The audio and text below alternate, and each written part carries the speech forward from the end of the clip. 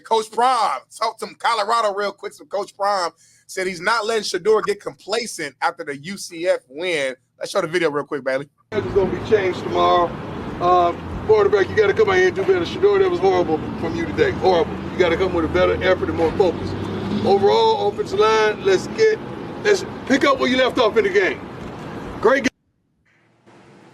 game. Coaching 101, right? No, allowed to get comfortable. Get comfortable being uncomfortable. Certain things like that. That's really what that is. That's coaching 101. Where you at with that? I mean, like you said, it's coaching 101. I get it, but how many are actually buying it? You know what I mean? Right. How many of those guys in that circle are actually buying that? But I'm sure they all brought into the system. But, you know, Coach Smitty, you know, there's always that one guy on the team that you're like, man, no matter what he does, you know, coach is going to talk a little mess, but that cat is going to always be in between the lines when it's crunch time. And that's what essentially is going to be, you know, there. Do you even know who the number 2 quarterback is? I don't. I have no idea. Nobody knows. So, I don't even know. You know. Anybody know? I really have no clue. I bet you some of these teams are waiting to get to them, though. Shedeur putting up numbers. They're winning. They're 4-1. I mean, Colorado look like they bought in. They got a culture there. Deion's got a culture going on. Regardless of what we all thought, it seems like they're bought in, and they're 4-1. Like, if they were to, in my opinion, if they win 7 games, to me, it's a huge success, and I would put them in the coach of the year running. Yeah. And if they win 8, I would think it would be hard pressed to not give Travis the Heisman. As of right now, unless he just falls off the table, you know, he's got to be the guy that's got to be in that top slot right now. And it's funny because you remember back in the day, Coach JB, if you played in that central to west time zone, it was really hard for you to even be in the conversation. You know, and the AP poll is all East Coast. Right. So, you know, this day and age, they've created the hype train. And now he's on every platform. So, you know, the voters are getting a chance to actually see him. And you can have the Deion hate, but you can't deny what that kid is doing right now. The only question I have, though, Coach, is, and you know, you've been around it, Smith, you've been around it. I just don't know how the 165 holds up to the end of the year. And I don't know how the 165 holds up jumping pro this year. You know, I'm gonna be honest with you. Like I'm gonna be truly honest. I hope they win every game. I'm gonna keep rooting against them as far as when I pick the score. It's good for the show. And number 1, number 2, I want to see Travis against an Alabama. Because I haven't seen him play any elite people. And I want to project him to the NFL, which I'm saying I want to see him play somebody. I need to see it. We all can agree. We know. I've said it. He's the best college football player. And you can only control what you can control as far as your schedule. I get all that. Right. But that doesn't change the fact that he has not played any of those upper echelon teams yet in his 2 years. First, he's at Jackson State. We know what that town's like. And then we move over here, and guess what? He hasn't played one of those teams as far as an 11, overall 11 of those big-time jokers running around. You played SC? When? No, he was hurt last year, wasn't he? He was hurt last year. Yeah, he was hurt last year. And in the Stanford game, he went up against an NFL caliber, big-bodied guy and got worked, to be honest. The big receiver, yeah. Yeah, the big African kid. Yeah. So I'm just saying. Yeah.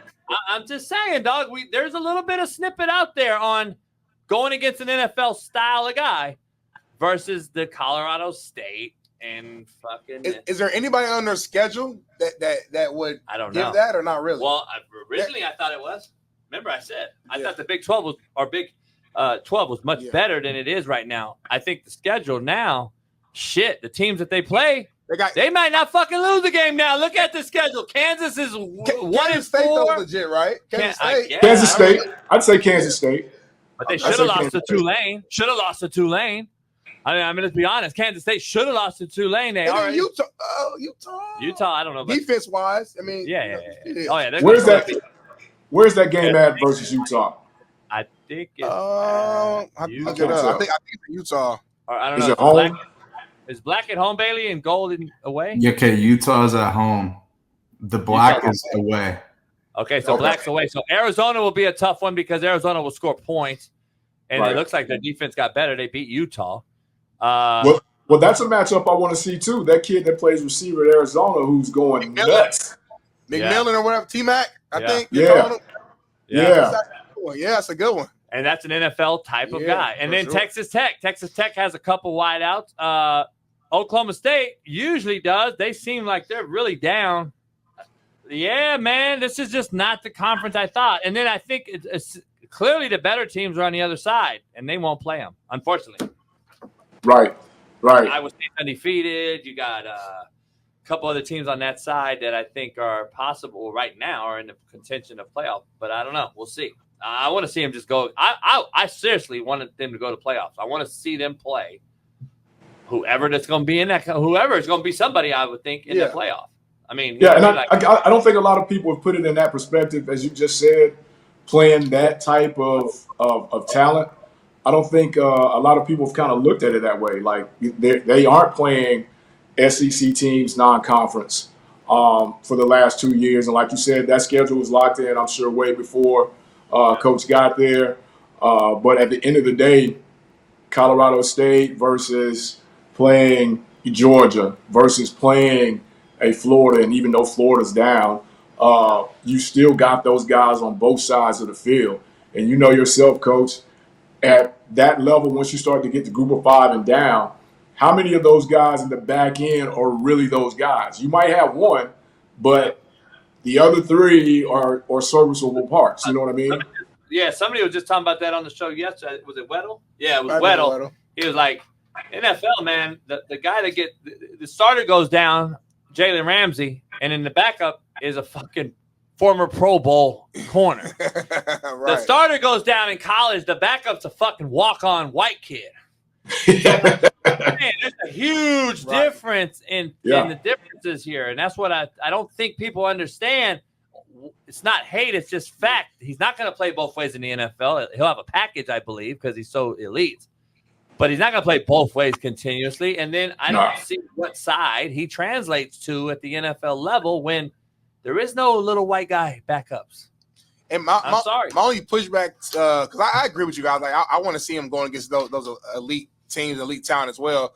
But like, do you guys also look at the fact that he's also not on an elite team? Like the Colorado team, they're solid. They got a lot of talent for sure, but Colorado is not in an elite team in itself. So when they play against these other teams, no matter who they're playing against, the scout report is we got to slow down and stop Travis Hunter. All eyes and attention is on him. Versus if Travis was on, let's say, a Bama team where he has another 5-star over here, a 5-star over here, a 5-star over there, all eyes just couldn't be on him because there's too much talent around him. Like I think that should factor into it as well. The fact that everybody knows he's the guy and he still continue to go out here and ball out every single week. Oh yeah, he gets it done. But I think what Coach is saying, and I don't want to put words in Coach's mouth, but I think what Coach is saying is he's still getting it done, no doubt about it. But those kids that he's getting it done against, do they really have what it takes to stop it? You know what I mean? Coach Fred, be honest, we've all seen the guys that we've questioned and said, all right, you played 8-man football. I need to see you. We're gonna recruit you. We're gonna recruit you. We're gonna recruit you because you're elite in this level, i.e. Arch Manning, right? Plus the name helped. But we're going to recruit you because you're 8-man legend. You're dominated 8-man. We had a guy back in California. You remember his name. He went to USC by the name of David Dotson. He played 8-man football in Moreno Valley at Valley View High School in California when I was in high school. And we heard this name every day in the paper. We're like, damn, this guy had 8 touchdowns, 9 touchdowns, 7 touchdowns. We're like, who the fuck is it? Well, it was 8-man football, we found out. SC still took him. And he was a fucking bust. He didn't do nothing. You know what I mean? He was super fast. He returned a few kicks, I believe, at SC. He was there 4 years because back in the day, you couldn't get rid of guys, and guys wouldn't leave. He's a local Southern California guy. He stayed at SC. He had a career. He got a degree. Hey, man, great. You got a scholarship. You played at SC. He wasn't great, though, right? He wasn't Reggie Bush. He wasn't one of these guys. And we've also seen the anomaly. All right. We took a shot at you, and you know what? You held that expectation. You still balled. Exceeded. That's all I want to see That's all I'm saying. I want to see Travis Hunter show me that that's who he is, regardless of who they play. Like, because right now we can only say he's killing the competition, and that's what it is. He's killing the competition. That's just what that's the term. He's killing the competition. I mean, you can't say nothing else. I want to see the competition. Yeah, and it's no hate. You know, everybody. Anytime you address, that team or a kid on that team, everybody says that you're hating. Nobody's hating. I'm just saying, like you are saying, Coach, because we know you get to the bowl game. If he's going pro, he's not going to play in the bowl game. Say versus a Tennessee or whoever. So you're not going to get to see it in that matchup because they just don't play in bowl games anymore. And now you're projecting him to be the number 1 pick. You really don't know what, because I saw that somewhere where they had him as like the number 1, number 2 pick to Jacksonville and somewhere else. So, you really don't know what you got until he's in the building, so to speak. And if he's going to be able to hold up, physically, because the higher you go up, the more taxing it becomes. In his frame, is he going to be able to be a corner? And because if he's at corner, guess what they're going to do? Smith, they're going to push crack everything and make him tackle every single down. They're going to throw that hitch out there to Andre Johnson and make him have to play one-on-one defense every chance they get, If he's going to play receiver, do you protect him by putting him in the slot so he doesn't have to worry about that press from a Jalen Ramsey type guy? Just so much kind of tied into it that, hell, he makes enough NIL money. He may not need to come out pro right now. He may be able just to stay his senior year. But, it's just one of those deals, man, where I'm kind of like you, Coach. I'd be very curious to see him navigate versus a Georgia and Alabama, who we're saying are elite teams. No doubt.